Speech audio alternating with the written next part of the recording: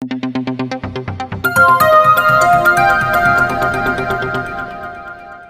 केम छो दर्शक मित्रों ने स्वागत है अपनी चैनल गुज्जू इन्फॉर्मर में। तो दर्शक मित्रों आज આપણે વાત કરવાના છે સરકારની એક નવી યોજના વિશે મિત્રો, જેનું નામ છે કુંવરબાઈનું મામેરું અને જેનું બીજું નામ છે મંગલસૂત્ર યોજના। તો મિત્રો શું છે આ કુંવરબાઈનું મામેરું યોજના, એની સંપૂર્ણ માહિતી આપણે આ વિડીયોમાં આપવાના છે। ચાલો વિડીયોમાં જોઈએ કે શું છે આ યોજનાની માહિતી અને કેવી રીતે આપણે એનો લાભ લેવાનો છે મિત્રો। તો સૌથી પહેલાં જાણીએ મિત્રો કે આ કુંવરબાઈનું મામેરું યોજના શું છે મિત્રો।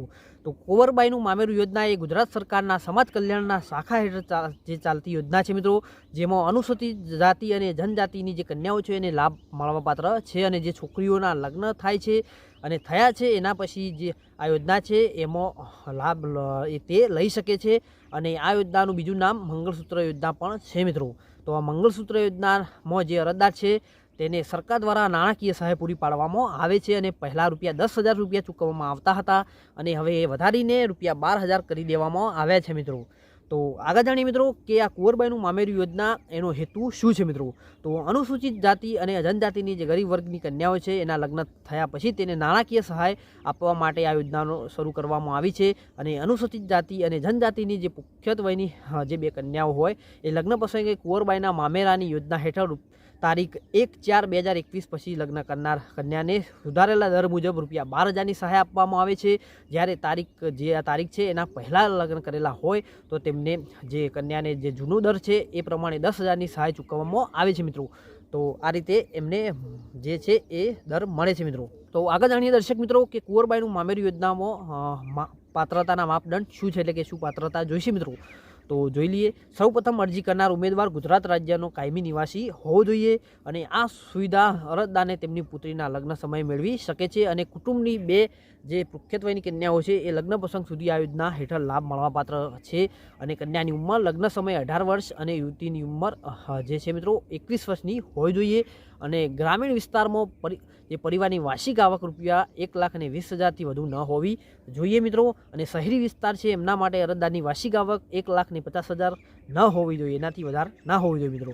જો કોઈ કન્યા પુનઃલગ્ન થાય તો તેને લાભ લઈ શકાશે નહીં મિત્રો। અને લગ્ન થયાના 2 વર્ષના અંદર જ સહાય અરજી કરવાની રહેશે મિત્રો। અને 7 ફેરા સમૂહ લગ્ન આયોજિત જિલ્લામાંથી કુંવરબાઈનું મામેરું યોજના સહાય મળવાપાત્ર થશે મિત્રો।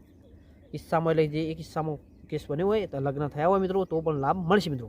તો આગળ જાણીએ મિત્રો કે આ યોજનામાં મળવાપાત્ર સહાય શું છે, એટલે કે મળવાપાત્ર લાભ શું છે તો જોઈ લઈએ મિત્રો।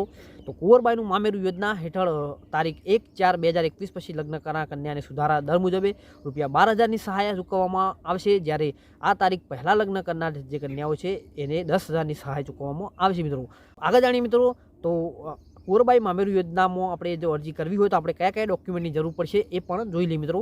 તો કન્યાનું આધાર કાર્ડ જોઈશે, કન્યાનું ચૂંટણી કાર્ડ જોઈશે, કન્યાના પિતા વાલીનું આધાર કાર્ડ જોઈશે મિત્રો, કન્યાનો જાતિનો દાખલો જોઈશે, યુવકનો જાતિનો દાખલો જોઈશે અને રહેઠાણનો પુરાવો જેવા કે વીજળી બિલ, ડ્રાઇવિંગ લાયસન્સ, ભાડા કરાર, ચૂંટણી કાર્ડ, રેશન કાર્ડ પૈકી ગમે તે એક જોઈશે મિત્રો। અને કન્યાના પિતા વાલીનું જે વાર્ષિક આવકનો દાખલો છે એ પણ જોઈશે। કન્યાના જન્મ તારીખનું આધાર કાર્ડ, LC જન્મ તારીખનો દાખલો, અમણ કિસ્સામાં સરકારી ડોક્યુમેન્ટનું પ્રમાણપત્ર પણ જોઈશે મિત્રો। અને ટાવરની જે અને યુવકની જન્મ તારીખનો આધાર કાર્ડ એટલે કે LC જે જન્મનો દાખલો હોય, અભણના કિસ્સામાં સરકારી ડોક્યુમેન્ટનું પણ પ્રમાણપત્ર જોઈશે મિત્રો। અને લગ્નની નોંધણીનું પ્રમાણપત્ર, મેરેજ સર્ટિફિકેટ પણ જોઈશે મિત્રો।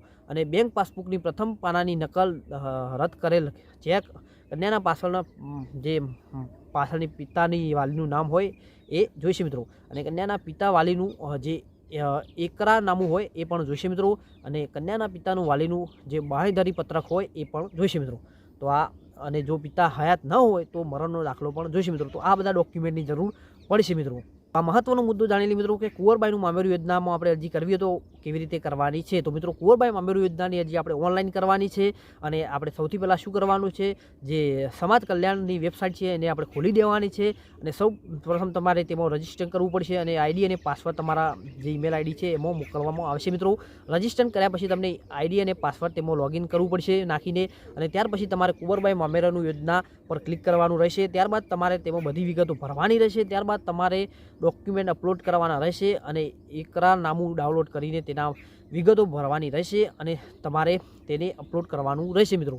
તો આ રીતે તમારે બધું જે છે એ પ્રોસેસ કરી દેવાની છે। અને તમે ઈ સમાજ કલ્યાણનો યોજના વિભાગની સત્તાવાર વેબસાઇટની મુલાકાત લીધા પછી યોજનાની સત્તાવાર જે વિગતો છે એ બધી જે છે એ ડાઉનલોડ કરી શકો છો મિત્રો.